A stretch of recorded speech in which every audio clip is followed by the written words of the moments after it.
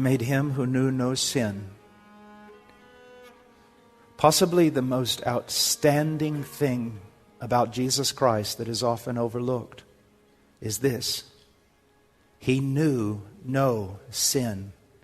He had no affiliation with sin. So unlike us. You and I were born in sin. In the book of Job, we understand that depraved men, they drink down iniquity like it was water. We are friends with sin. We walk hand in hand with sin. And yet, he had no affiliation with sin, no friendship. Never did he once walk together with sin. He was perfect in all his ways. Now, oftentimes when we think about sin, as it is defined in many of the confessions, that sin is lack of conformity to the law of God, which is the standard of God's righteousness for us.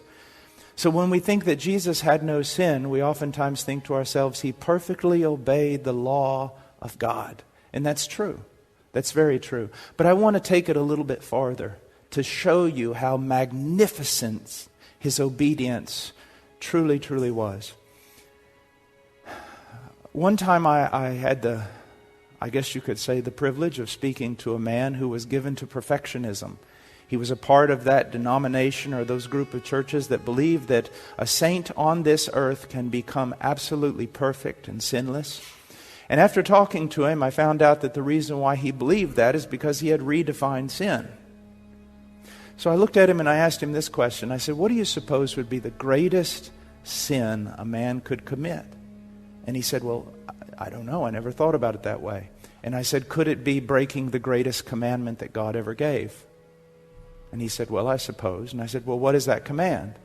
To love the Lord your God with all your heart, soul, mind, and strength. And then I asked him, have you done that? And there I had him trapped. Because if he says no, he has sinned. And if he says yes, he has blasphemed. To say that he gave God all the love that God merits is blasphemy. Now, I want you to think about something. There has never been 1 second, and I mean that literally, not 1 millisecond in all of human history, not once in all of human history, not even for a fraction of a second, has anyone ever loved the Lord their God with all their heart, soul, mind, and strength. Now we have 7 billion people plus on this planet right now. And if you add it all up back to Adam, how many billions of people have walked on this planet and not for even 1 fraction of a second has any one of them loved the Lord their God with all their heart, soul, mind, and strength?